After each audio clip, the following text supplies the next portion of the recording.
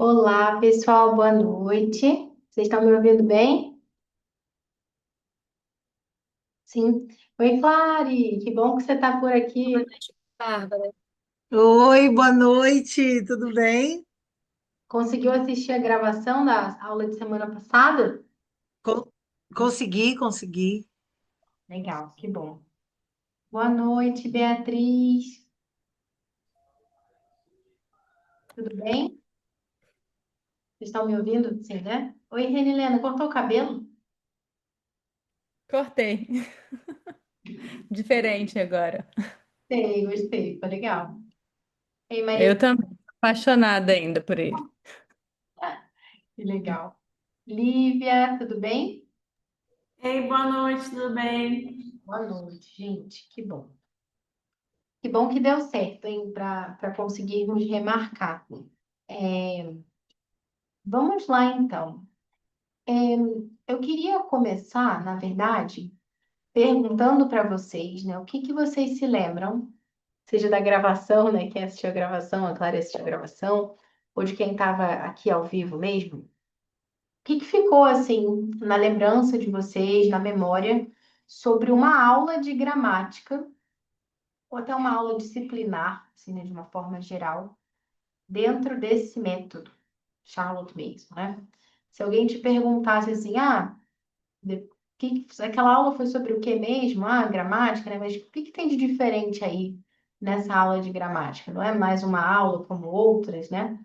E que ficou assim de, sei lá, algo que distingue esse tipo de aula de outras formas, por exemplo, de ensinar gramática.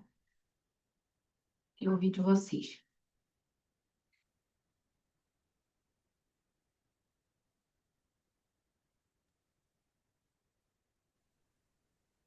Bom, o que eu lembro, né, mais ou menos, que é diferente a maneira de ensinar essas aulas, né, que nas aulas disciplinares, português, matemática, o método seria diferente das outras aulas como história e geografia.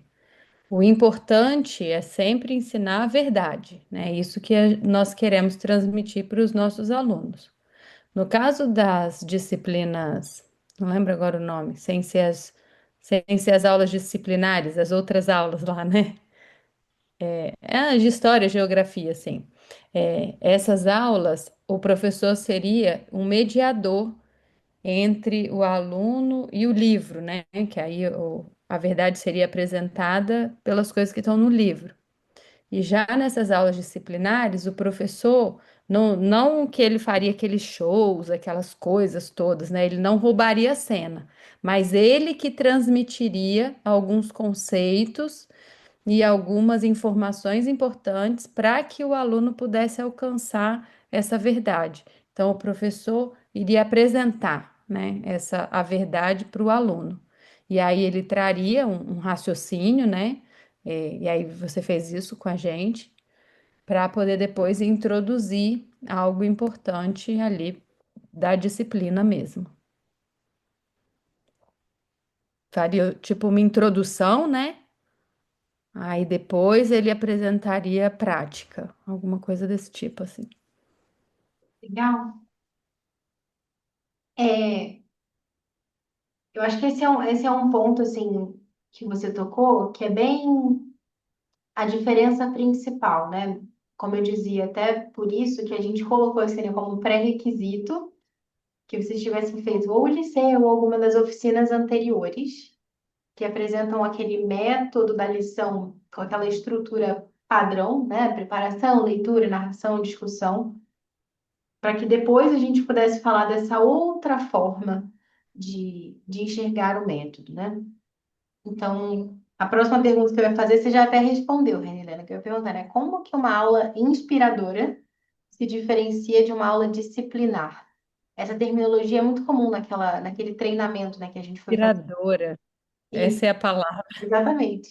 Não que as outras não sejam também inspiradoras, né? Mas essa é a nomenclatura que se usa muito naquela formação que eu e Juliana, fizemos lá em Minnesota. Então, tem bem essa distinção entre as aulas inspiradoras, como história, literatura, e as disciplinares, como gramática, matemática. E você tem algumas que estão no meio, um pouquinho, né? Como geografia, ciências, ou até química, dependendo, né? Porque, por exemplo, eu posso dar uma aula de química bastante inspiradora. Tem um livro que chama Os Mistérios da Tabela Periódica. A gente pode fazer isso com leitura, narração, mas também tem um momento que você precisa passar para exercícios práticos.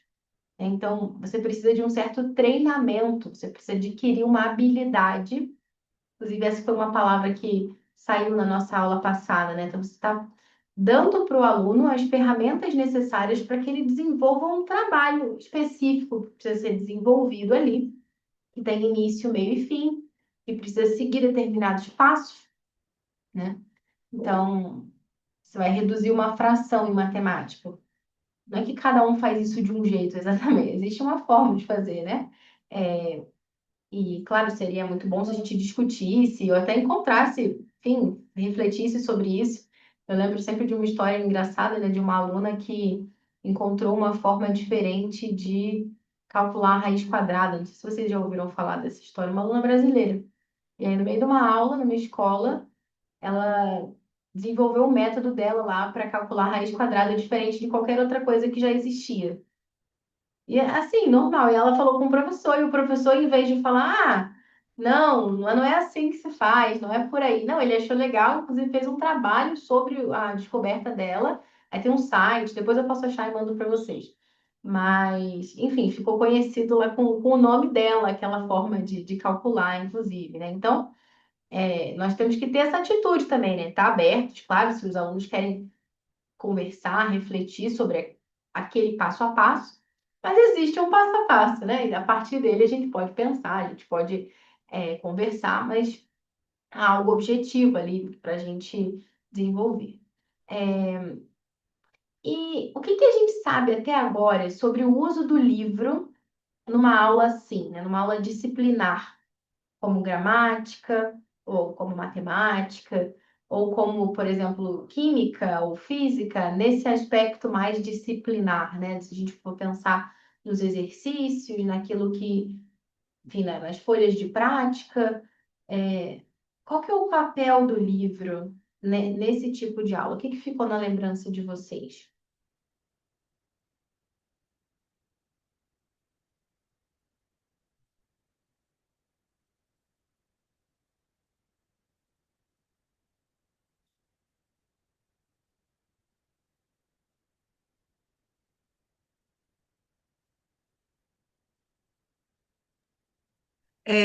Eu acho que o papel do livro seria ajudar o aluno a, digamos assim, a arrematar aquela ideia principal apresentada, aplicar aquele conteúdo da ideia dentro de algo mais específico, né? Porque primeiro, é, quando é apresentada a ideia nova, é discutida aquela ideia, daí o professor vem depois com o conceito, né? Para construir o conceito, e uma vez isso feito, é, a parte do livro, na verdade, ela consistiria na parte até mais longa da aula, porque é a parte da prática, de ele praticar aquele conceito aquele conceito que ele conheceu.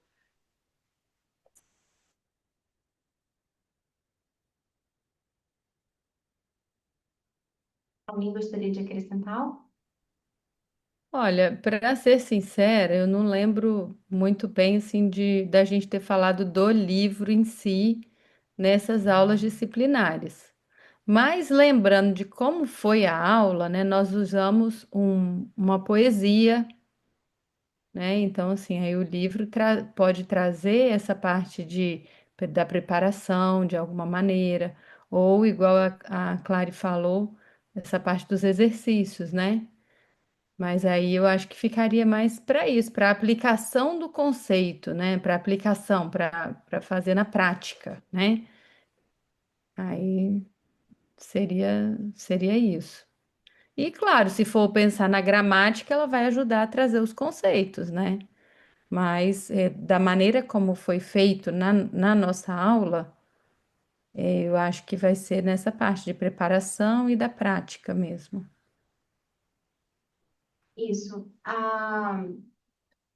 uma distinção aqui também, né, que seria importante é que, claro, né, como a gente está nesse ambiente virtual e a gente não tem exatamente uma apostila ou um livro didático aqui na nossa simulação, esses exercícios são feitos na tela, né? Então, na semana passada, eu ia colocando algumas frases para vocês na tela, e chegou um determinado momento que eu pedi para vocês me mandarem no chat, né?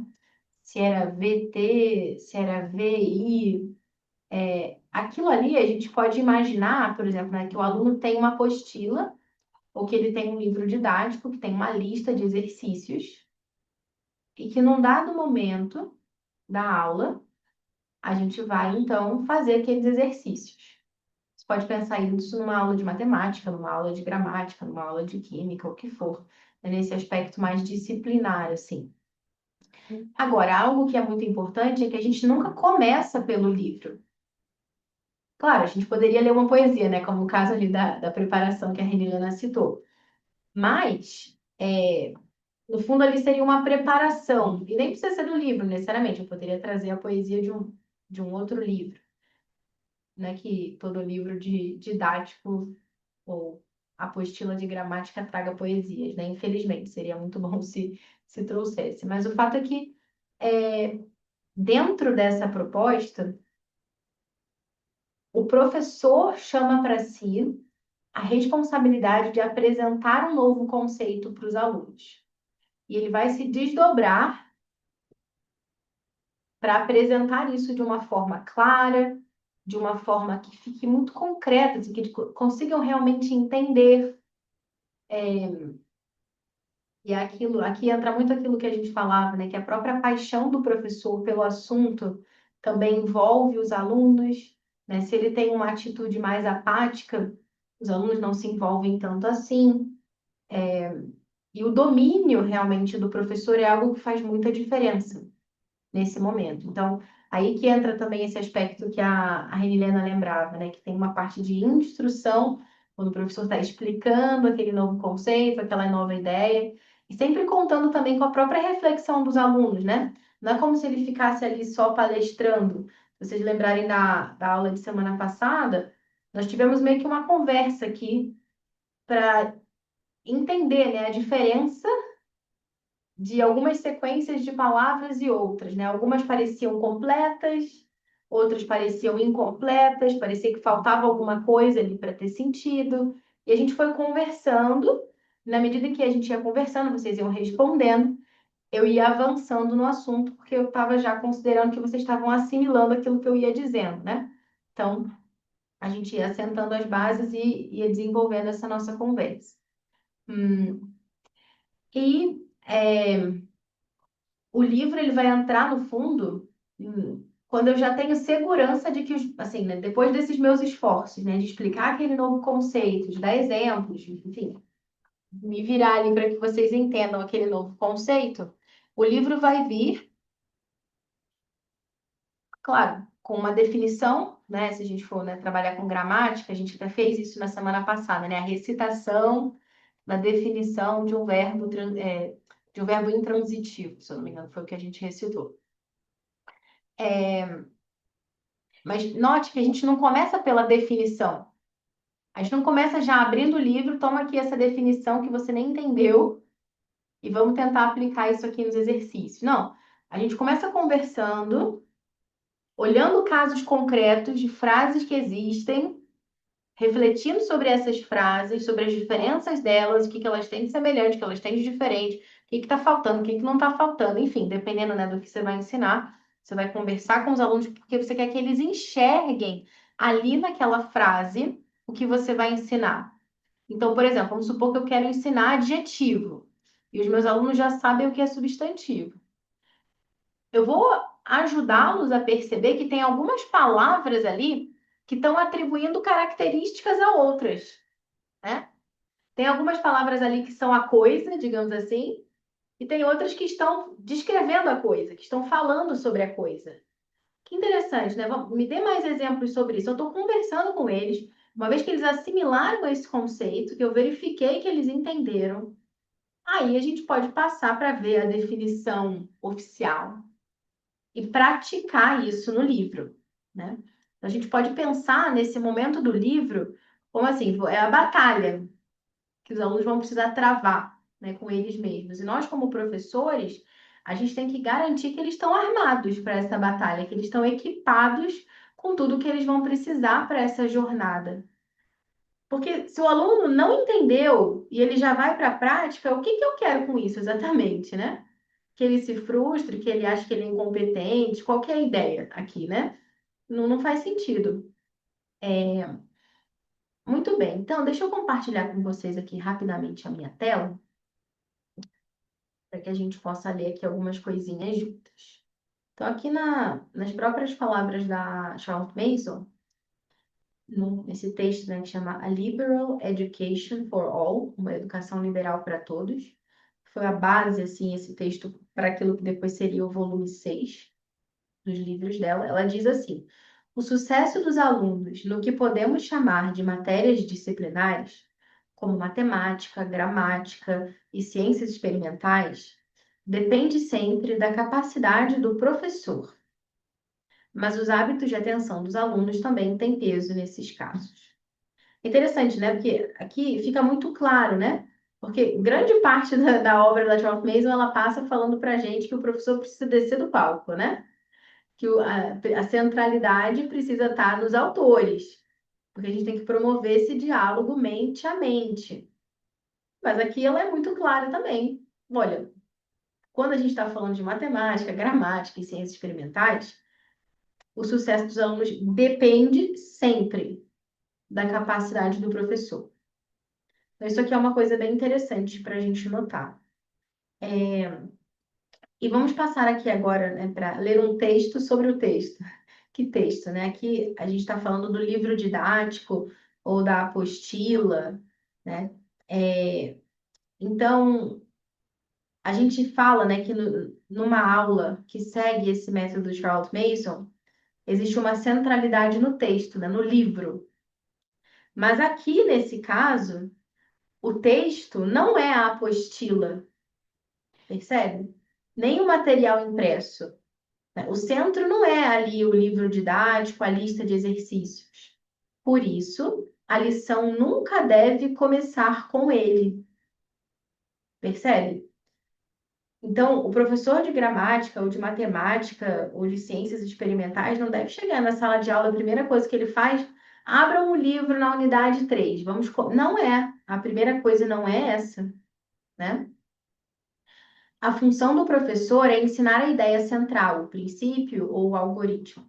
Só depois a apostila entra em cena, como ferramenta de prática e de avaliação do aprendizado. Em matérias disciplinares como gramática, matemática e ortografia, o verdadeiro texto é o professor. É ele quem apresenta, de forma breve e direta, um princípio, uma regra ou uma instrução, muitas vezes acompanhada de exercícios de memorização.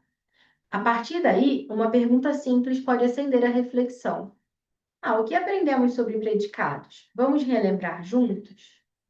O livro pode, sim, ser lido ou narrado em alguns momentos, mas apenas como apoio. O essencial é que os alunos tenham espaço para explicar, demonstrar e até representar visualmente o que aprenderam. Eles podem narrar oralmente, escrever, desenhar esquemas ou até criar frases que mostrem a aplicação da regra. Podem também explicar um raciocínio a um colega, detalhar um processo, né, de como fazer uma determinada coisa, ou responder a perguntas abertas. A regra de ouro é clara: só recorra ao livro didático depois que a ideia tiver sido entendida. O livro nunca deve ser o protagonista da aula. Se o professor se apoia nele cedo demais e vê rostos confusos pela sala, é sinal de que algo saiu errado. Então, isso é uma coisa bem importante para a gente ter em conta. Bom, depois eu vou mandar para vocês, tá, essa apresentação de slides, não precisam se preocupar agora com anotar necessariamente agora. Mas uma pergunta, né, que surgiu na aula passada também, foi uma pergunta do André, pena que ele não está aqui agora, né, com a gente, mas acho que depois ele vai assistir a gravação. E ele me perguntou o seguinte: ó, será que essa é a única forma de ensinar gramática no método Charles Mason? É porque se a gente for aqui, ó, deixa eu compartilhar aqui com vocês de novo a apresentação.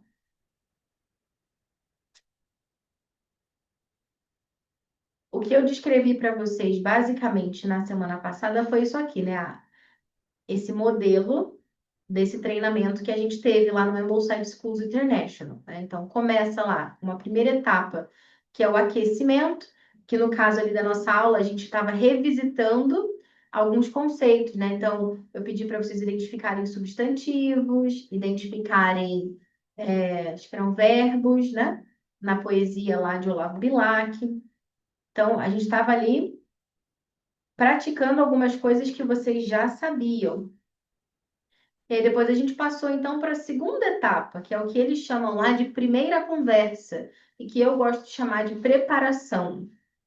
Que eu estou me preparando, seja numa aula de história, né, para o livro vivo, seja numa aula de gramática para a introdução de uma nova ideia ou de um novo conceito. Então, de que forma a gente se preparou? A gente se preparou relembrando o que é uma frase, né?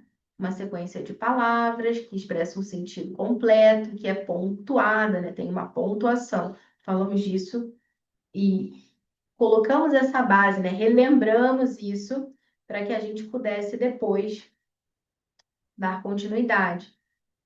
E como que a gente introduziu essa nova ideia, esse novo conceito? Eu lembro que eu mostrei para vocês dois exemplos. Mãe já fiz, mãe cheguei. E a gente conversou sobre as diferenças, né, dessas duas sequências de palavras. E para que eu entendesse, né, se vocês realmente estavam entendendo aquilo ali, se era frase, se não era frase, a gente fez exercícios juntos aqui, ao vivo. E eu expliquei para vocês, então, já que vocês estavam já preparadas, a ideia em si, o conceito em si, que era a chave daquela aula, né? Que era a ideia de transitividade. Então, verbos transitivos, verbos intransitivos. Pedi para que alguém narrasse para mim, para eu verificar a assimilação. E aí a gente passou, então, para esse trabalho, no caso, não com quadros brancos, né? Porque a gente não está numa sala de aula física, mas a gente usou o chat.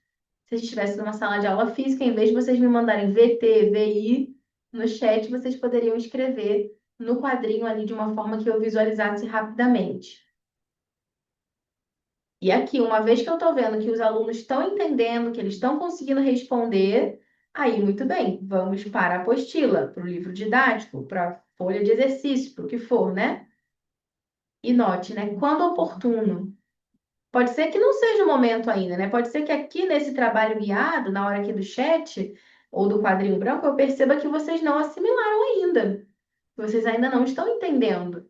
Então, para que eu vou mandar vocês preencherem uma lista de exercícios e não entenderam o negócio? Entendeu? Então, não adiantaria. Aqui é para praticar o que a gente já sabe, né? Que, como dizem os clássicos, a repetição é mãe da memória.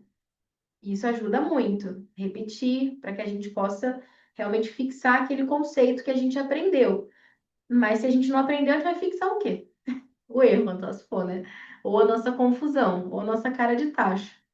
Ah, ou aquela ideia de que a gente não nasceu para isso, né? Ah, eu não sou bom em matemática, não sou bom em gramática. E aqui, assim, no fundo, pode ter gerado uma certa confusão no final da aula, é que às vezes as coisas não ficam tão separadas assim, né? Como se, ó, agora vamos parar e vamos discutir esse novo aprendizado. Assim, isso acontece muitas vezes no meio ali, né? Enquanto você está fazendo esse trabalho guiado, por exemplo, se o aluno errou, às vezes você faz uma pergunta provocativa para que ele perceba onde ele está errando. Então, isso já é uma discussão ali, sabe? Não é que precise ser uma coisa estanque. Tipo, começa uma coisa, termina outra, começa. Sabe? Muitas vezes esse ciclo ele se repete ao longo da aula. Né? Já tivemos ocasião de falar disso também, né? Mesmo numa aula de história. Às vezes, numa única aula, você tem preparação, leitura, narração, discussão, e volta para preparação, leitura, narração, discussão, numa mesma aula. Então, não é que essa discussão precise ser necessariamente um momento separado. Muitas vezes a gente vai usar isso aqui ao longo do processo, até como uma ferramenta para que se compreenda melhor. E por fim, a gente pode ter o que eles chamam de resposta. lá no Ambleside Schools International, que vai ser, por exemplo, ali, sei lá, um exercício que o aluno vai fazer, vamos pensar, um trabalho de casa, né? Ele vai responder aquilo que ele aprendeu, ou ele vai recitar aquele conceito, ou ele pode, por exemplo, no final da aula, narrar o que ele aprendeu naquele dia, enfim. Então, é como se fosse um fechamento, assim, uma conclusão. E aí vem a pergunta do André, tá, mas essa é a única forma de ensinar gramática no método Charles Mason? Não. Mas se você abrir isso, o livro da Charles Mason, não vai estar escrito isso, né? Comece com o aquecimento, depois faça a primeira conversa, né? Isso aqui é uma interpretação desse pessoal, né, do Ambleside Schools International, que deu esse treinamento pra gente. Porque, no fundo, a gente não quer aqui seguir uma receita, né? A gente quer se orientar por princípios. Então, por exemplo, não é obrigatório ter um aquecimento no início da aula. É bom ter? Eu acho que sim. Me parece que é uma forma bastante fiel ao método de você fazer com que os próprios alunos tragam à tona aquilo que eles já sabem, né? Porque eles precisam relembrar ativamente o que eles já sabem. No caso ali, por exemplo, o que que é um substantivo, o que que é um verbo, vamos ver o que que é uma frase, né? Agora, precisa ser assim? Não. A gente pode começar a aula, por exemplo, perguntando: o que que você se lembra da nossa última aula? Pode ser isso também, é uma forma também legítima de relembrar o que se aprendeu anteriormente. E muitas vezes isso vai ajudar muito. Então, isso aqui é uma maneira, uma possibilidade, entre várias, de concretizar os princípios da Charles Mason para uma aula de gramática. Eu gosto bastante de usar essa estrutura, porque é um modelo que está dando certo já há muitos anos nas escolas do Ambleside Schools International, ele já tem 20 anos aí de experiência, né? E eu sempre tendo a preferir não reinventar a roda, né? E usar coisas que estão já dando certo, no fundo, né? Mas veja, por exemplo, eu queria trazer para vocês um outro exemplo aqui. O Alvieri é um currículo americano que algumas escolas usam e também famílias homeschoolers, que também se inspira no método Charles Mason. E lá no material deles, né, quando eles dizem como é uma aula de gramática, eles oferecem uma outra maneira de explicar como essa aula acontece. Então, olha como eles falam. Primeira coisa, é a preparação do professor. Ou seja, você, professor, pegue lá o seu material, né, a sua gramática, o seu livro que você está usando, e leia as notas explicativas. Estude você primeiro, né, antes de ensinar os seus alunos. E eles já colocam isso aqui no roteiro, para você não esquecer, né? Leia as notas nas páginas tal para se familiarizar com erros comuns e como lidar com eles. Trabalhe em uma página de exercícios e verifique por si mesmo antes de tentar ensinar ao aluno. Ótima dica, né?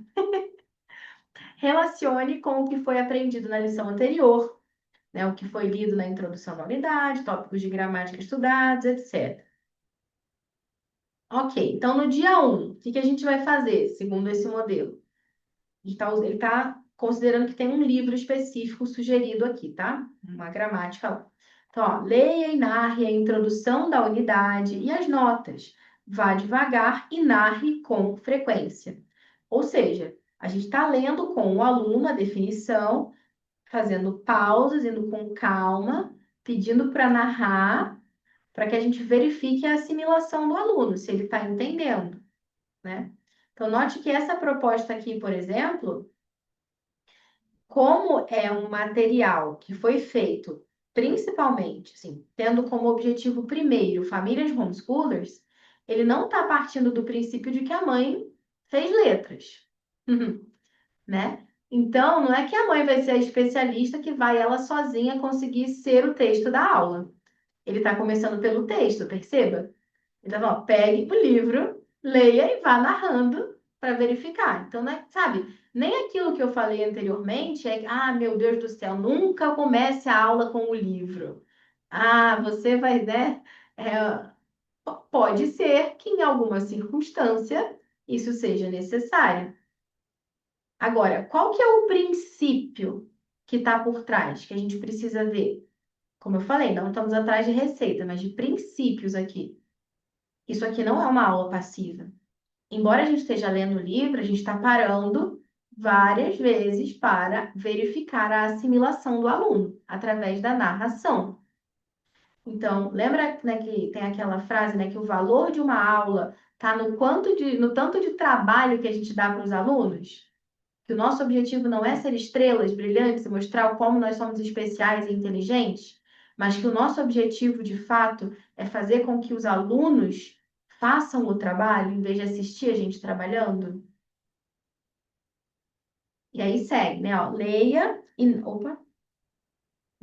narre a introdução. Tá, já falei isso aqui. Aí tá, isso aqui foi o primeiro dia, dias 2 e 4, né? Se necessário. Revise o que foi lido na introdução e nas notas. Faça o exercício 1. Leia em conjunto as duas primeiras frases. Quando tiver certeza de que os alunos compreenderam o conceito, deixe-os terminar a página sozinhos.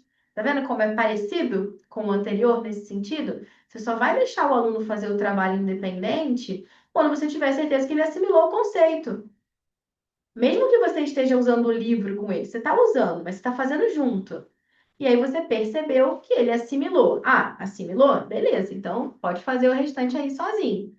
Porque senão eu não estou te preparando para o sucesso, eu estou te preparando para, sei lá, para a sorte, para o azar, não sei, né?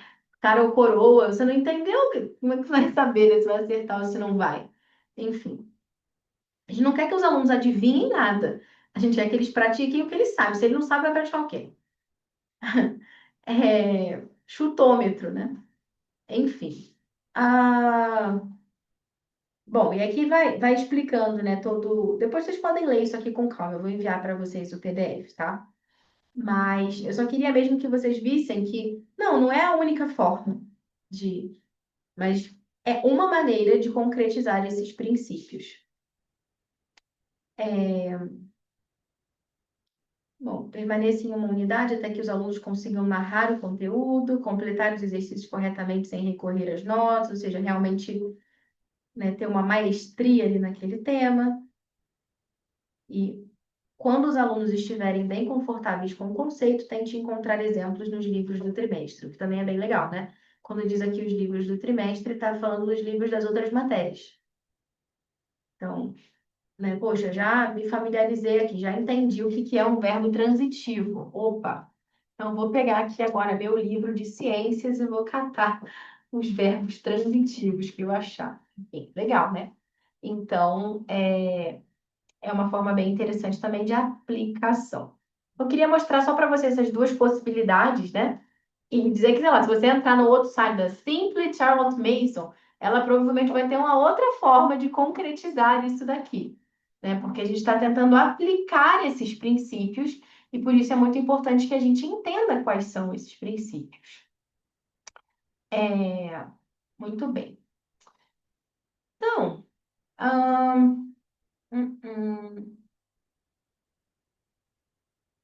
Com isso, a gente já vai passar então para a nossa aula de gramática de hoje, né? Nosso outro exemplo.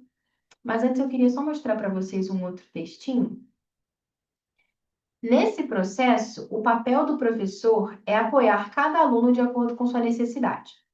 Durante a aula, a compreensão ou a falta dela logo aparece, e cabe ao professor intervir, orientar e, quando necessário, oferecer ajuda extra após o horário. A responsabilidade pelo aprendizado, no entanto, é de cada aluno. A cada lição, eles devem relembrar conhecimentos prévios, explicar suas respostas, demonstrar o que sabem ou recitar aquilo que memorizaram. Isso aqui é chave, olha só.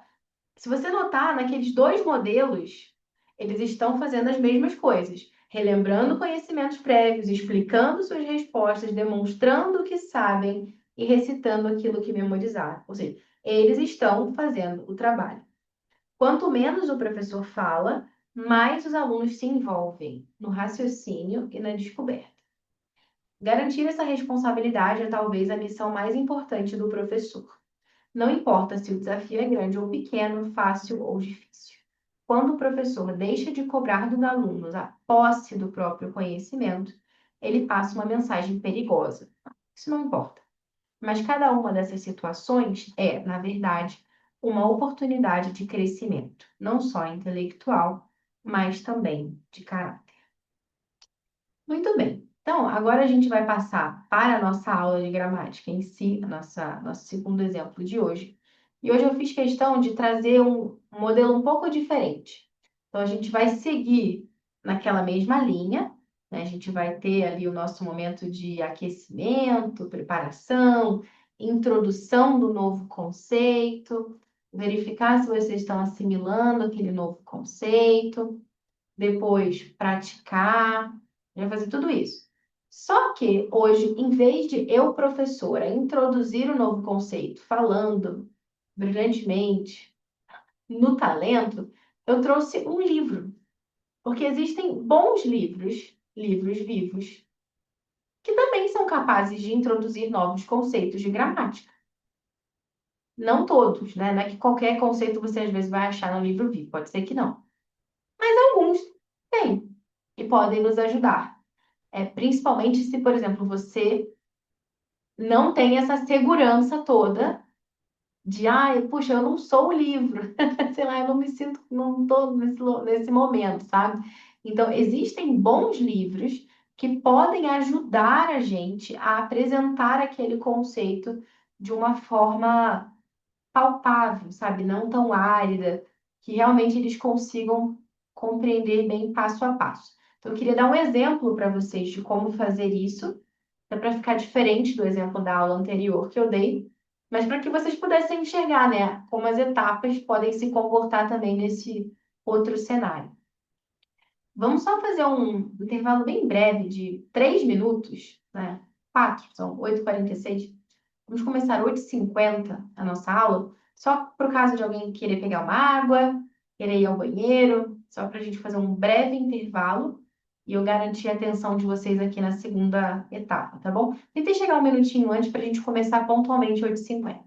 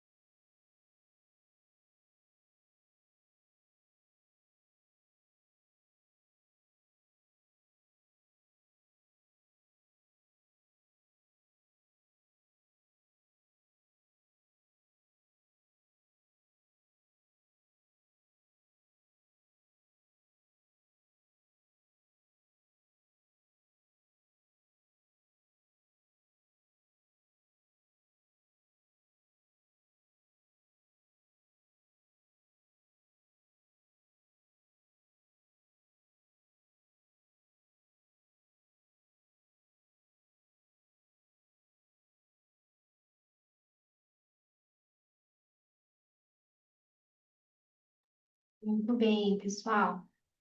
Então, vamos começar agora esse nosso exemplo de aula de gramática. Hum.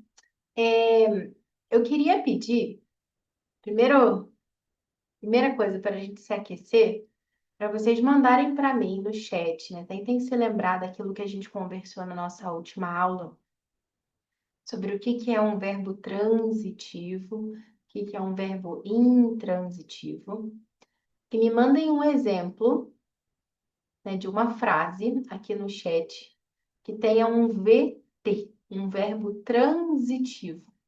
Podem mandar só para mim. É só clicar ali em New Chat, sabe? Nova conversa. Aí vocês conseguem mandar. Tem uma caixinha azul escrito Everyone, todo mundo, e do lado tem um mais, que é um novo chat. Você clica ali e pode mandar para mim um exemplo de frase que tenha um VT, verbo transitivo.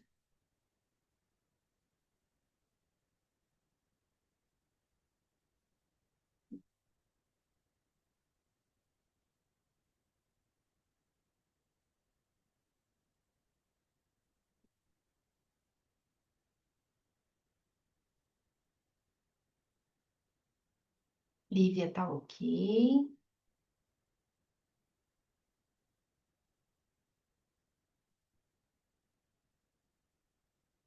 Beatriz, você me mandou a definição, mas me dá um exemplo, assim, de verbo, uma frase que tenha um verbo transitivo. Aplica essa definição numa frase específica.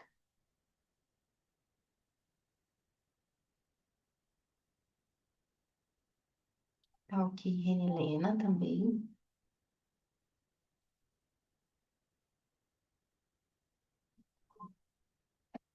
Agora me mandem também um exemplo de uma frase que tenha um verbo intransitivo. Intransitivo. Maria Eduarda tá ok. Transitivo.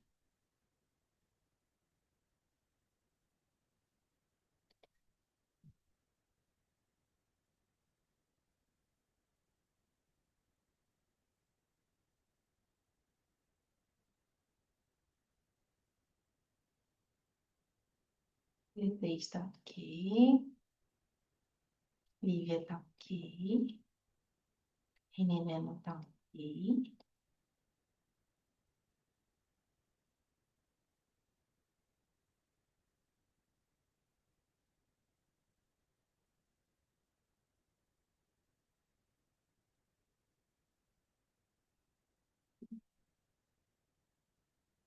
Clara tá ok.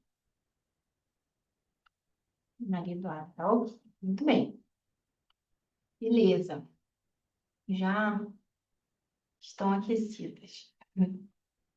Agora, antes da gente continuar,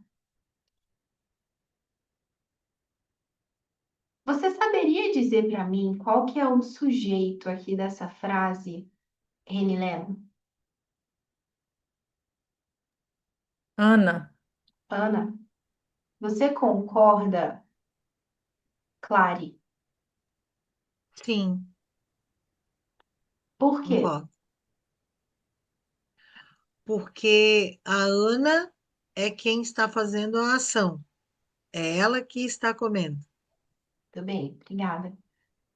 Que tipo de pergunta eu poderia fazer se eu tivesse alguma dúvida, assim, de qual o sujeito? Você sabe, assim, alguma pergunta que possa ser feita, Renilena? quem? Tipo, quem comeu, no caso, né? É, quem comeu, quem fez a ação, né? Uhum. Quem comeu, exatamente. É, muito bem. Então, partindo daqui, a gente vai continuar essa conversa, né? A gente está conhecendo as diferentes partes aqui, né, de uma oração. E hoje a gente vai conhecer uma outra partezinha que se chama objeto, tá bom? E para isso, a gente vai ler um texto bem legal. Está num livro que se chama Terra da Gramática. Eu estou partindo do princípio aqui de que vocês já conhecem esse livro, não é o primeiro capítulo, a gente já está um pouco mais para frente, quase no final. E a gente tem vários personagens ali. Tem o verbo, tem preposição, tem, enfim, tem vários personagens ali com esses termos gramaticais, tá bom? E vai aparecer, então, no nosso texto a palavra preposição. E eu queria só dar uma definição para vocês, para ter certeza de que vocês sabem o que é isso, quando vocês encontrarem lá no nosso texto, tá bom? Então, prestem bastante atenção nessa definição que eu vou dar, que logo na sequência eu vou pedir para alguém me explicar o que que é uma preposição, tá bom? Então, assim, uma preposição, vou até fechar aqui para vocês prestarem atenção só em mim, é uma palavra pequenininha, uma palavrinha. O nome é grande, né? Preposição. Mas não. A palavra é pequenininha e ela liga outras duas, como se fosse uma ponte. Então, por exemplo, eu vou para casa. Eu não poderia dizer, tipo, eu vou casa. Não teria sentido. Eu preciso dessa pontezinha, dessa preposição para. Eu vou para casa. Para sozinho, ele não tem muito sentido, né? Para o quê? Sei lá, se eu digo casa, casa tem sentido, né? Flor, flor tem sentido. Correr, correr tem sentido. Agora, para, o para tem sentido quando ele é uma setinha, quando ele é uma ponte que liga eu vou para casa, né? Ele ajuda isso a ficar conectado, sabe? Por exemplo, o presente é de Maria. Eu não posso dizer o presente é Maria, a menos que Maria seja um presente, pode ser. Mas no caso aqui, eu preciso desse dezinho para conectar, para expressar essa ideia de que, na verdade, o presente pertence a Maria, né? O presente é de Maria. O de sozinho também não faria muito sentido, ele solto por aí, né? Mas aqui ele é essa pontezinha que liga. Então, alguns exemplos: de, em, estou em casa. Com, eu vou com você, por, para, a, até, sobre, sem, tá? Então, são alguns exemplos de palavrinhas que são chamadas de preposições. Como você explicaria o que que é uma preposição, Beatriz? Preposição é uma palavra pequena utilizada para ligar outras duas palavras como se fosse uma ponte. Ela sozinha não tem muito sentido, né? Mas ali junto ela ajuda a dar o sentido completo para a frase. Você daria um exemplo de uma preposição, Lívia?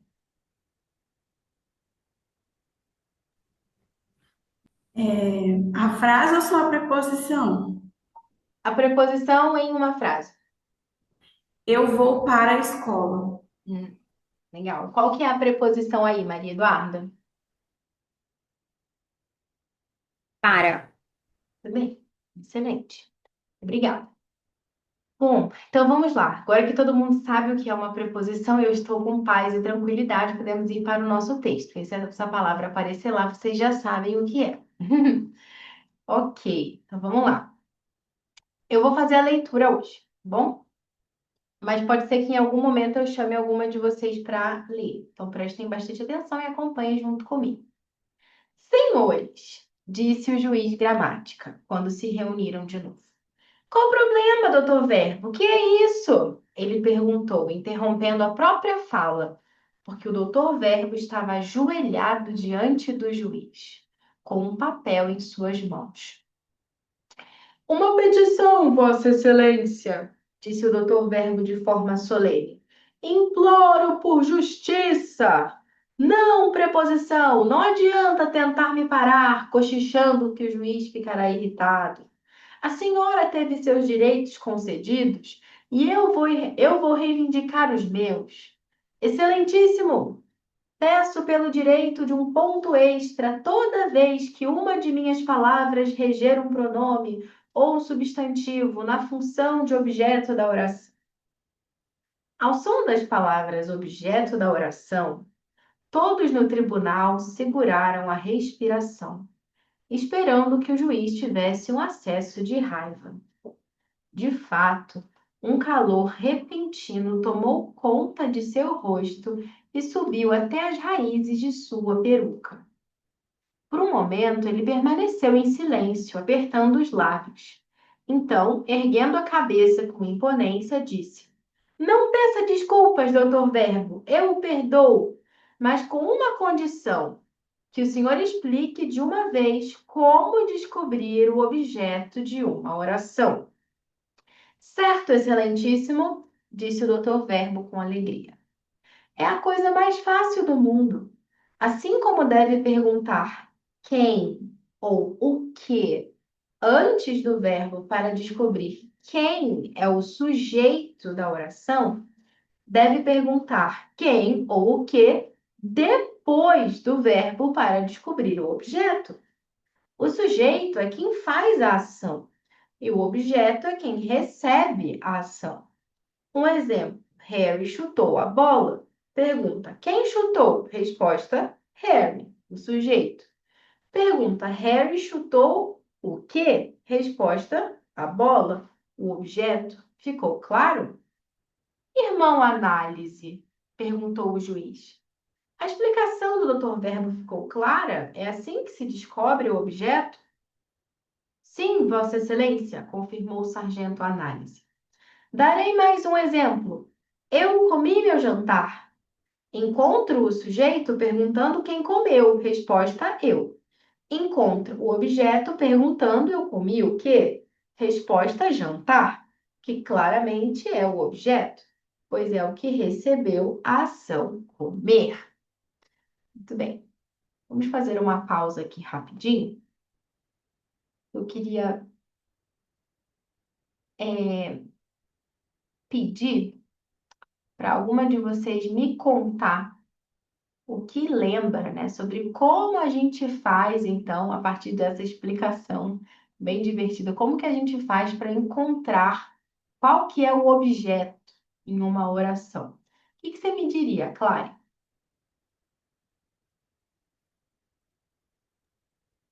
Ah, nós temos que perguntar para o verbo agora, ao invés de quem, né? O que? O que está sofrendo aquela ação, né? Aí a gente consegue achar o que, o como, o qual, alguma coisa desse tipo, perguntas desse tipo. Perguntar para o verbo, não quem fez, mas quem sofreu a ação. Você concorda, Lívia? É assim que a gente faz para encontrar o objeto numa oração? Sim, concordo. Nós devemos perguntar o que recebeu ou quem recebeu a ação. Alguém gostaria de acrescentar algo? O objeto é quem recebe a ação, e aí ele deve ser perguntado após o verbo. Ah, legal. Isso ajuda bastante, porque na verdade, não é tanto uma questão de quem só para o sujeito e o que só para o objeto, sabe? Mas é uma questão aqui de a pergunta que eu faço antes do verbo e depois do verbo. Então, vamos supor que o lobo comeu o chapeuzinho vermelho.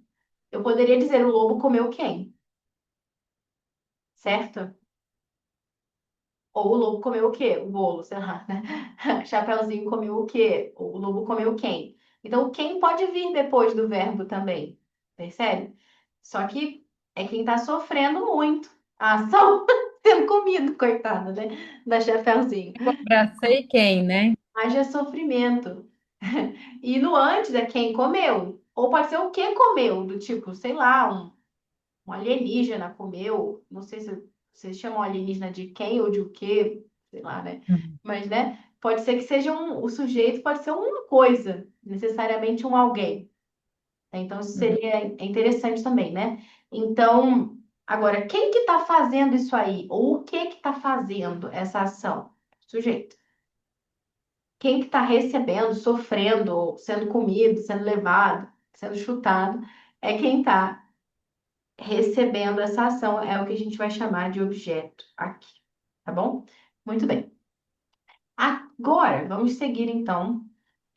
Mas eu queria pedir para você me dar um exemplo de uma frase e me dizer nessa sua frase qual que é o sujeito, qual que é o objeto. Renilena?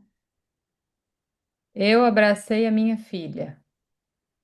Aí o sujeito, eu, e o objeto, a minha filha. Exatamente. Obrigada. Vamos seguir então a nossa leitura.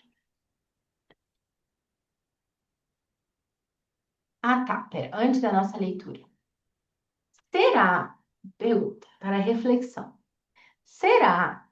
Não é que vocês precisem me responder imediatamente, quero que vocês pensem sobre isso. Será que todos os verbos têm objeto?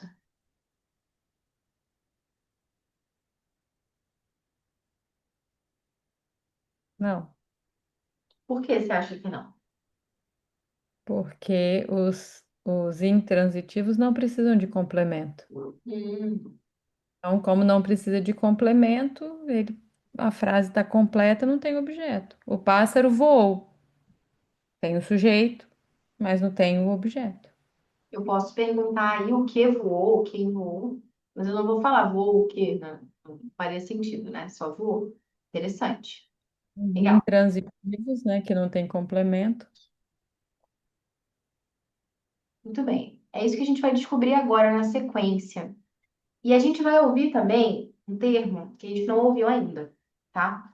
Que é verbo transitivo direto. Prestem bastante atenção, que depois vocês vão me contar o que que é isso, tá bom? A partir da definição que a gente vai ver aqui. Todos os verbos têm objetos? Perguntou o juiz. Nem todos, começou o sargento Análise, quando foi interrompido pela voz solene do doutor Sintaxe, que se levantou e disse: verbos transitivos têm objeto, verbos intransitivos não têm. Eu sei o que ele quer dizer com isso, disse o verbo. Verbos intransitivos não têm objeto, pois sua ação pode ser entendida plenamente sem nenhum complemento, como na oração o homem morreu. Verbos transitivos precisam de complemento, que é chamado de objeto, para completar seu sentido. Na oração Harry chutou a bola, o verbo chutar precisou do complemento bola para ter seu sentido pleno. Na oração eu comi meu jantar, o verbo comer precisou do complemento jantar. Então, chutar e comer são ambos verbos transitivos. Então, todos os verbos transitivos devem ter objeto? Perguntou o juiz. Se quiser fazer uma oração completa, sim, eles precisam ter um objeto para sua ação.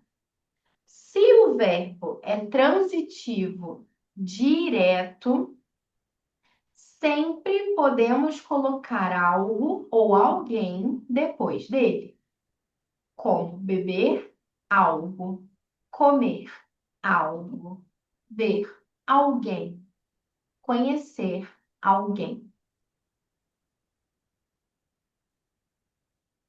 E se for transitivo indireto? Perguntou o juiz. Então, devemos sempre usar uma preposição para ligar o verbo ao seu complemento, como na oração eu penso em você. Assim, a preposição ajuda o meu verbo na regência do objeto e recebe um ponto extra no placar. Bem, disse o juiz, sua explicação foi muito clara. Acredito que devo permitir que receba um ponto extra no placar quando fizer a regência do objeto sem a ajuda da preposição. Por favor, Vossa Excelência, interrompeu o senhor substantivo, aproximando-se. Espero que o senhor pronome e eu não percamos ponto toda vez que nossas palavras forem regidas por um verbo. Isso seria injusto.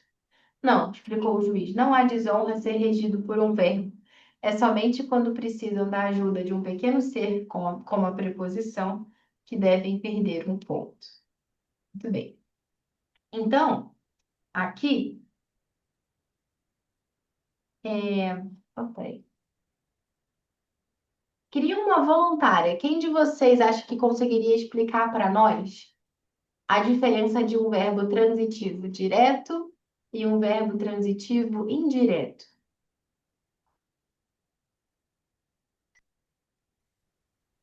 Pelo que eu me lembro ali da leitura, no verbo transitivo direto precisa de um complemento, né, do objeto. E aí, como deu o exemplo, né, de ver algo, beber algo, no verbo transitivo indireto, usa-se a preposição para fazer a ligação, né, do verbo ali com o seu complemento. Você concorda, Maria Eduarda? Sim, o verbo transitivo ele precisa de um complemento, um objeto, enquanto o intransitivo ele não precisa de um objeto. Hum. O intransitivo não precisa. Isso. Mas que diferença você nota entre o transitivo direto e o transitivo indireto? Complemento? Vejam só, uma ideia, né, que pode ajudar também, assim como a ideia de trânsito pode ajudar a gente, né? No transitivo, a ação começa em mim e termina fora de mim, né? Então, tipo, eu comi o bolo. Eu comi o bolo. É diferente de eu falar, eu dormi. Eu dormi o quê? Nada, eu só dormi, né? Não é que começou essa ação aqui e terminou em outro lugar. Começou aqui, ficou por aqui e depois eu acordei, basicamente, né? Então, quando a gente está falando de verbo transitivo direto e indireto, os dois são transitivos, tá? Nos dois casos tem trânsito. A ação começa aqui e termina fora. A diferença é que nos transitivos diretos, o verbo já vem imediatamente antes do objeto. Tipo, eu comi bolo. Pronto, é direto. Comi o quê? Bolo. Pronto. É diferente de eu penso em você. Eu preciso Precisa desse ponte. em, eu preciso dessa ponte, dessa preposição, percebe? Por isso que é indireto. É porque é como se eu preciso, em vez de seguir uma linha reta, eu precisasse dar um saltinho assim, porque a preposição está aqui no meio.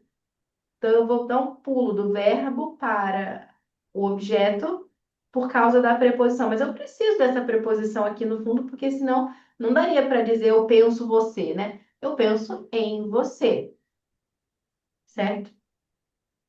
Eu comprei para você. Eu comprei um doce para você. Enfim, mas isso é de outra história. Não se ligue nesse exemplo aqui, não. Bom, muito bem. Agora a gente vai fazer o seguinte. Deixa eu dar um exemplo para vocês aqui no chat, para ver se vocês conseguiram assimilar bem essa diferença. Peraí. Oi.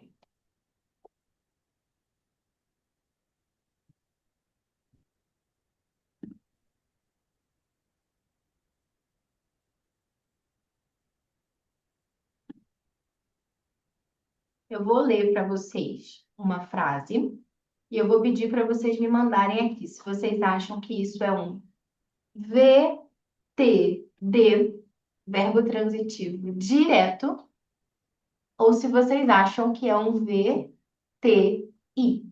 verbo transitivo indireto, tá bom? É, Ana ama Eduardo. Ana ama Eduardo. Diriam que isso é um VTD ou um VTI?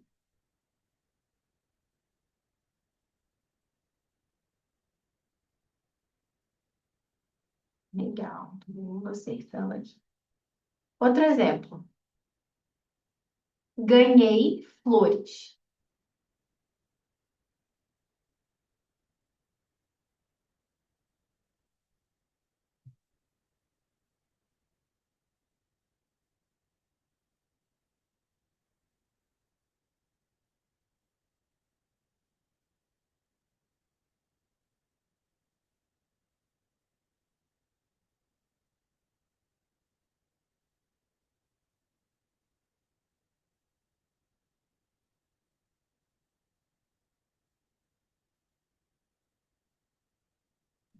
Desculpa, eu viajei aí. Ah, tá bom, sem problema.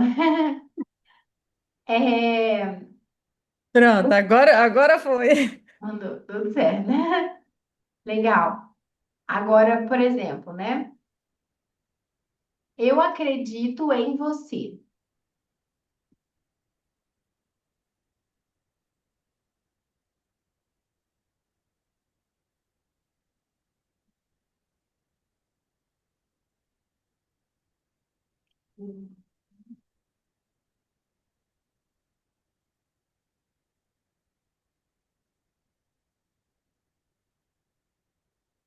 Legal. Como que você respondeu essa, Beatriz? Eu acredito em você. É um verbo transitivo indireto, E por quê? Eu acho que é indireto. porque tem a utilização da preposição para ligar ali depois do verbo, para fazer essa ligação entre o verbo, o sujeito, né, e o objeto. Qual que é a preposição que está sendo usada? Em, Legal. Próxima. O professor respondeu aos alunos.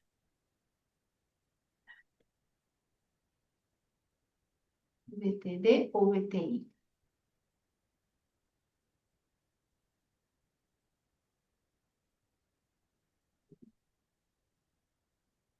Como é que você respondeu essa, Clary? Eu coloquei que nesse caso ele é VTI, mas ele poderia ser VTD, dependendo do que fosse o complemento ali, né? Porque quem responde, responde alguma coisa a alguém. Hum, Então, caberia tanto um objeto direto como um objeto indireto, hum, talvez. Não sei. Eu entendi assim. Uhum. legal. Agora, diga uma coisa para mim, Lívia. Como é que você explicaria a diferença entre um verbo transitivo direto e um verbo transitivo indireto?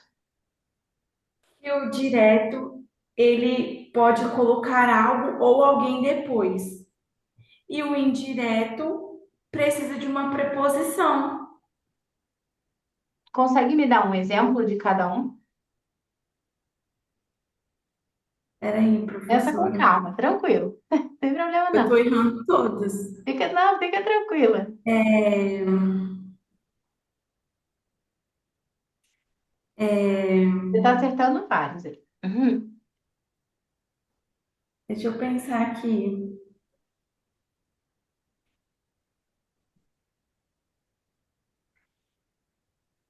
Maria vai para a escola.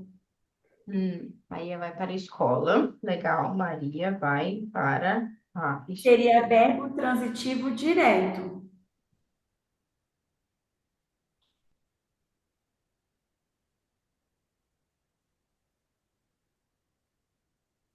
E como seria o transitivo indireto? Pensei em você. Qual é a preposição do pensei em você? Em. Mas ali no Maria vai para a escola, o para não seria também uma preposição? Ai, também, só que se ela vai, ela tem que ir para algum lugar. Sim. Então, para algum lugar. Então aqui o vai é um verbo transitivo indireto, porque ele vai precisar de uma preposição. Agora vamos tentar Entendi. pensar em alguma coisa que não precise de preposição, que não precise de para, que não precise de em, que não precise de a, ao, que seja só isso. Eu estudei matemática. Eu estudei matemática. Perfeito.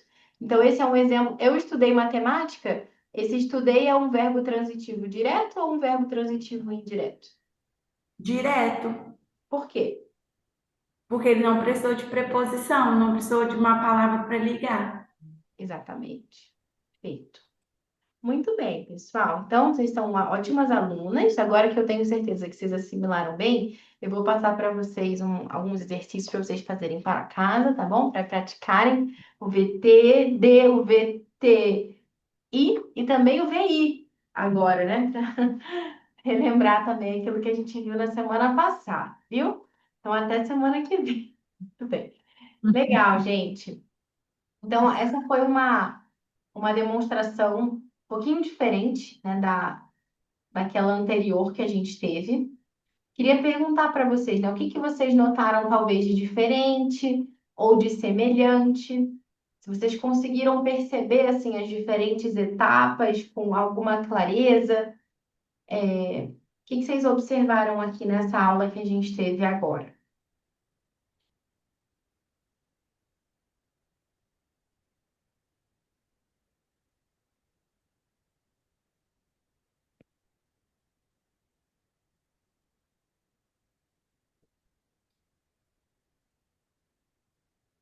Eu percebi que esse modelo de aula é mais fácil para quem não domina completamente o tema, por ter um apoio, por ter um texto ali de apoio, né?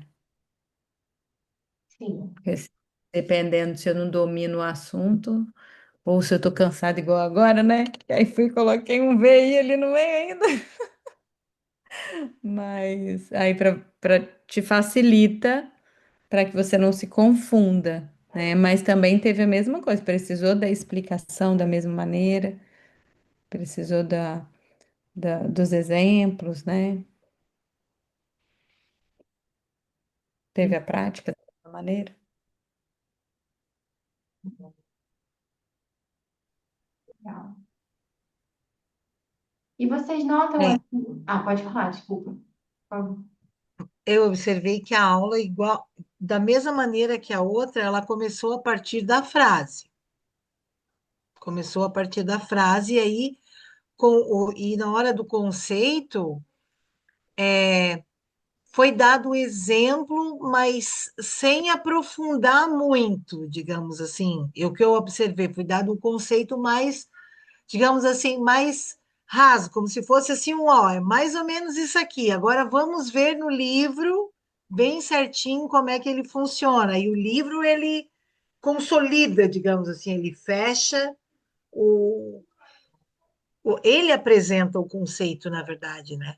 Tipo, fecha aquele pensamento do conceito com mais exemplos.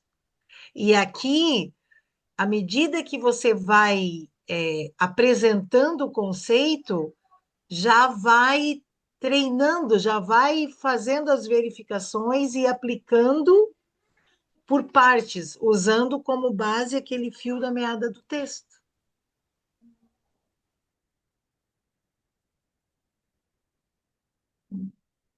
Nessa aula, né, uma coisa que eu não era tanto assim o nosso objetivo ensinar o que era preposição. Mas como assim, né? Não é que todas nós aqui talvez estejamos no dia a dia familiarizadas necessariamente com todos esses conceitos. E como era chave saber o que é uma preposição para entender o que é um verbo transitivo indireto, a gente precisou, assim, garantir que todo mundo estava sabendo o que que era preposição antes do texto, né? Então, isso é um pouco parecido, se a gente for lembrar até, quando você pega uma aula de história, por exemplo, ou de literatura, que lá no início a gente trabalha o vocabulário, né? Para que a gente possa compreender o texto. Então, pode ser que os alunos tenham visto um determinado conceito um ano antes, e às vezes você não tem tanta certeza se eles lembram muito bem o que que é essa tal dessa preposição. E sem entender o que que é preposição, vai ser difícil entender o que que é o verbo transitivo indireto, né? Que é o nosso objetivo. Então, nesse sentido, isso é bom que a gente faça essa verificação aqui no início, né? E se vocês repararem, assim, ao longo da nossa aula toda, não é que teve, como eu disse lá no início, um momento específico para agora vamos discutir tal coisa. Não, na medida em que a gente ia conversando, ia surgindo alguma pergunta, ia surgindo alguma oportunidade para exemplificar de uma outra maneira.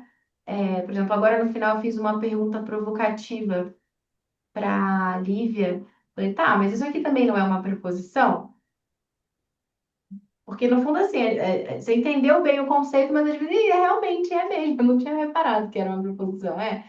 Então, isso aqui também é indireto, no fundo, né? Então, mas se ela vai para algum lugar, sim, porque o vai ser sempre assim, ele vai precisar de uma preposição para poder, né, expressar lá o seu sentido direitinho. Então, Você vai para a escola, vai à escola, mas nunca vai escola, né? Então, vai precisar mesmo dessa pontezinha. E é legal, né? Como através desse exercício a gente vai realmente perceber, olha que interessante, né? Realmente tem frases que precisam dessa palavrinha e tem outras que não precisam. Então, essas discussões, elas acontecem naturalmente ao longo da aula. Mas a gente está sem... Não é aquela coisa assim, tipo, vou pegar aqui um texto e vou mandar você fazer o exercício. Esse é uma coisa que normalmente acontece, né, nas salas de aula mais comuns, assim, né, no dia a dia, é que o professor, ele acaba usando a lista de exercício para verificar se o aluno entendeu. E, no fundo, não deveria ser assim. Porque depois vamos fazer 15 exercícios, ele vai descobrir que ele não entendeu, tipo, é uma perda de tempo. Ele realmente vai se sentindo cada vez mais idiota, né? Pô, realmente eu não sei nada. Tudo que eu faço é uma droga. E aí você vai fomentando, no fundo, aquele sentimento de inferioridade, de incapacidade, de frustração, de... Mas não é que, coitado, o aluno, o professor não se deu ao trabalho de verificar se o aluno tinha entendido. De fato, às vezes tem circunstâncias em que isso é muito difícil. Pensa numa situação com 40 alunos em sala de aula. Mas ainda assim a gente tem que encontrar meios, sabe? Ainda que, sei lá, você chame um para narrar o que ele Não, entendeu, pega as roupas que estão lá embaixo e vai trazendo. para narrar o que ele entendeu, ou para chegar e perguntar ao outro se você concorda, se você discorda. Por isso, pedir pessoas aleatórias, assim, é legal, porque é, todo mundo tem que estar preparado para responder, no fundo, né? Todo mundo é responsável pelo seu aprendizado o tempo todo. Então, a gente ia lendo, mas a gente ia parando, e eu pedi, fulana, tá, me dá um exemplo disso daí que você falou. Qual que é o sujeito aqui? Qual que é o objeto? Ah, legal. E agora, me dá um exemplo disso aí que você falou. Me dá um exemplo de uma frase com verbo transitivo direto. Me dá um exemplo de uma frase com verbo transitivo indireto. Enfim. E aí, uma vez que eu entendi, olha, elas conseguem criar exemplos. Elas conseguem narrar. Pô, então vamos fazer o exercício, vamos praticar isso aí, né? Estão dando conta, entenderam o conceito. Agora a gente vai fixar esse conceito que já foi assimilado, percebe? Então aqui que está a diferença, né, entre o momento da instrução e o momento da prática.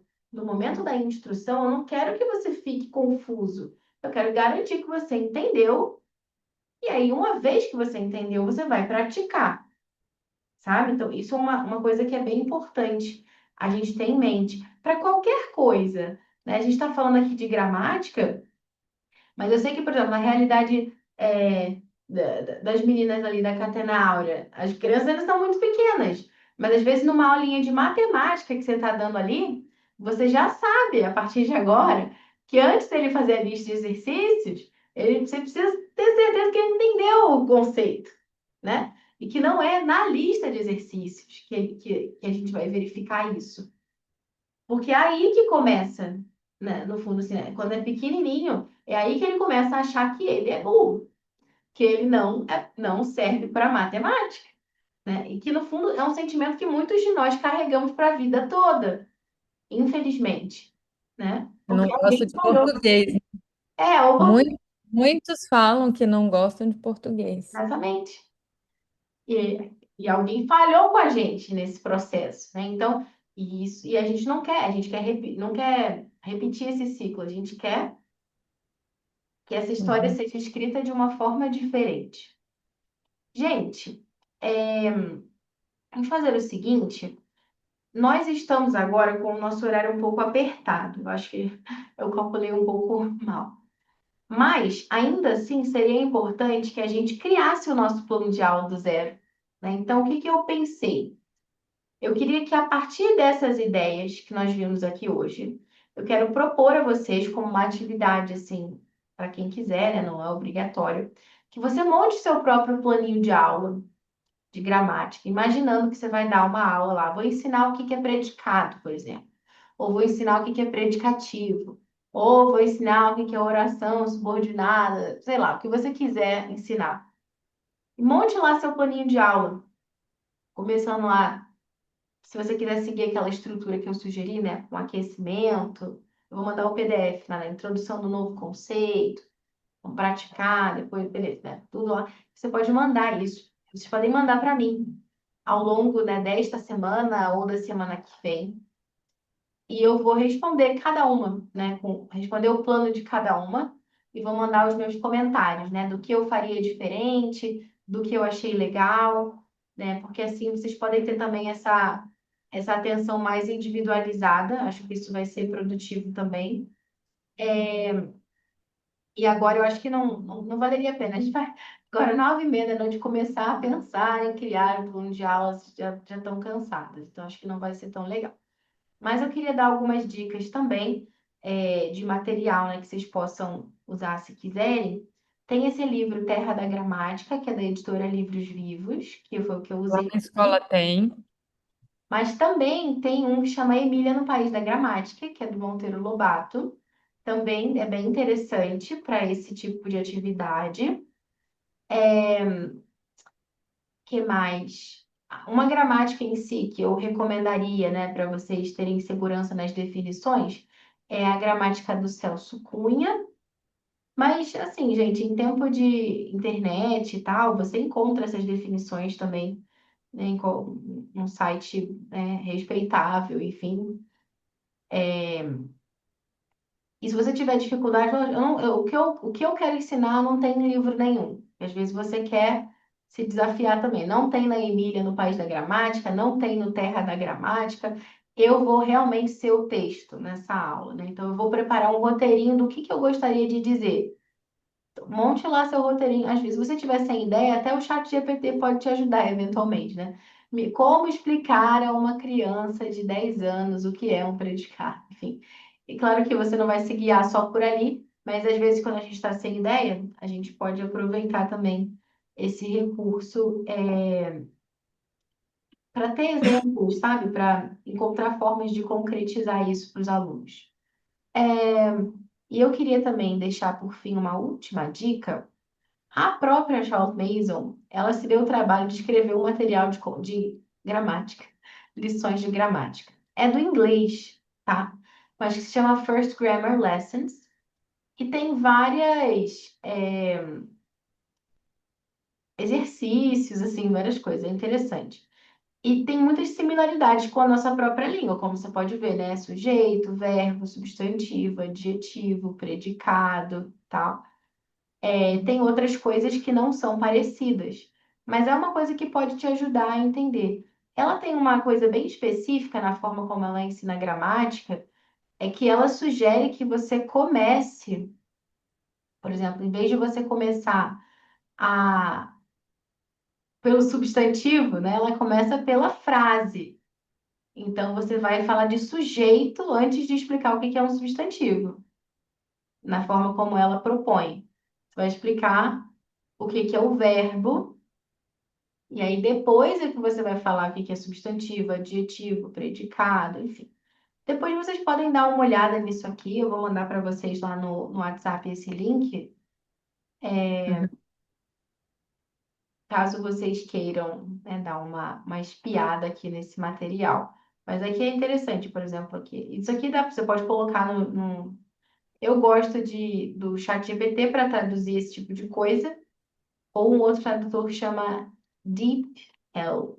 É assim, ó, DeepL. É um tradutor muito bom também. Então, para quem não tem familiaridade com o inglês, eu sugiro isso daqui.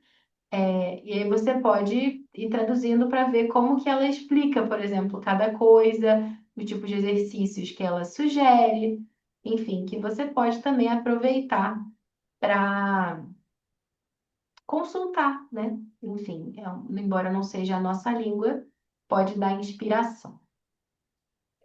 E Você, pode, Bárbara, você não acha que seria uma boa, ensinar inglês para as crianças assim? sim, Pela com certeza. gramática? A gente faz isso, inclusive, assim, aqui na academia. É porque, assim, o método que a gente usa para o ensino de inglês, ele segue um passo a passo, né? Então, primeiro, assim, é como quando você aprende a sua língua materna, né? Primeiro você precisa ouvir bastante quando você é bebê, aí você imita, produz os sons, quando você fala a sua língua, você aprende a ler, e depois que Uhum. você já sabe ler com fluência, você vai ver a gramática na sua própria língua, né? Então, nas aulas de inglês, esse seria um bom passo a passo, assim, de realmente você, depois de um tempo que as crianças já têm uma familiaridade, elas já conseguem conversar um pouquinho naquela língua-alvo, elas já sabem expressar algumas ideias, aí elas podem entender melhor como que aquela língua funciona por dentro, digamos assim, sabe? A parte de gramática. Mas a gente, inclusive, usa essas atividades do First Grammar Lessons já em algumas turmas, também aqui na academia. Mas é isso. Então, eu queria sugerir também, se por acaso vocês já estão dando aula de gramática em algum contexto, ou se vocês quiserem fazer esse exercício, se você já tem uma apostila, ou se você já tem um livro didático ou uma gramática, você também pode usar isso no seu próprio plano de aula que você vai montar, né? Então, o tópico que eu quero ensinar é esse. E eu não quero começar pelo livro. Então, o que que eu vou fazer e como que eu vou chegar no livro, né? Então, a gente tá orquestrando aqui. Então, mesmo que você use uma Emília no País da Gramática, perceba que você não está começando pelo livro didático, a sua aula, né? Você está usando um recurso ali para que eles entendam o conceito antes de praticar. O livro serve para praticar. E é isso. Gente, muito obrigada pela participação de vocês. Se surgirem dúvidas no processo, quando vocês estão fazendo aí o planejamento, eu estou super disponível para responder no privado, ou se quiser colocar no grupo também. E eu vou mandar lá o PDF para que vocês possam reler e essas outras dicas que eu mandei também. Então, eu só peço que assim, vocês consigam me mandar o planinho de aula, que é opcional, se quiser fazer até o final da semana que vem, para que eu tenha um tempinho para, enfim, aí vocês me mandam e aí até o final da outra semana eu dou uma devolutiva para vocês do que eu achei do plano de vocês, o que eu mudaria. É isso. Diga, Renilena. Vocês têm aula de artes da linguagem, assim, que envolva gramática para adultos? Ainda não. Turma de adultos? Ainda não. Porque seria interessante, né? Seria. Mas isso é o tipo de coisa que a gente pode conversar, sabe? Ver, dependendo de abrir uma Uhum. lista assim, de pessoas interessadas, porque é super possível, assim como a gente tem aula também para criança, quer dizer, aula para criança, aula de inglês para adulto, assim como a gente tem aula de línguas para adulto, a gente também pode ter aula de arte da linguagem para adulto. É uma É, coisa pra porque gente sim, conversar. seria muito interessante, né? Que aí, até mesmo para estudar a gramática, como vocês oferecem na academia, né? Junto com os Lusíadas, mitologia grega, Shakespeare, vendo todos esses conceitos ali na prática, seria bem interessante. Uhum. E Tá. poderia até ter uma velocidade maior, né? Sendo adultos. Sim. Eu tô falando até mesmo porque eu não lembrava nada disso aqui, né? Que nós vimos nesses 2 dias. E eu achei muito legal. Relembrar tudo isso, eu achei muito bom. Aí você falou de predicativo, meu Deus, é mesmo, existe isso. Vou anotar a Ai, sua dica. Pessoal, eu espero que vocês tenham gostado. Espero que tenha ficado claro. E eu fico disponível. Também a gente manda aí os avisos das próximas oficinas. Nosso objetivo aqui é fazer com que esses conceitos ganhem vida na prática, né? Para que a gente possa experimentar como é aprender assim, como é a experiência de viver isso, assim, não só ler sobre isso, mas sentir na pele, né? Como que é ser colocado, ser testado, se expor, no fundo, né? Que no fundo é um exercício muito grande de humildade. E eu agradeço muito pela participação de vocês, por vocês toparem, né? Eu sei que não é fácil, são assuntos que a gente não estuda há muito tempo, e sendo adultos é difícil às vezes a gente se colocar numa situação de, poxa, eu tô aqui, eu não sei isso, e agora, né? Então, e tudo bem, sabe? É normal. Eu também tive que rever tudo isso antes de preparar essas aulas. Porque a gente, né, não é que a gente tenha tudo na nossa cabeça o tempo todo, sabe? É, mas no fundo, assim, a gente só pode aprender quando a gente é humilde, quando a gente reconhece que tem coisas que a gente não sabe. Se você acha que sabe tudo, então você não consegue aprender nada. Então, a atitude primeira para que você aprenda qualquer coisa é essa humildade. E assim a gente cresce muito. Obrigada mais uma vez. Vou ficar esperando então os planejamentos de vocês. Pode ser Word, pode ser PDF, ou se quiser só cola lá no WhatsApp mesmo que você pensou, não tem problema, papel de pão, estou aceitando tudo. Vai ser uma alegria poder continuar ajudando vocês nessa jornada, tá bom? Grande, grande beijo, bom descanso e obrigada pela companhia. Obrigada a você. Tchau, boa Tchauzinho. noite. Abraço, gente. Boa noite. Obrigada, professora. Tchau, tchau. Boa noite.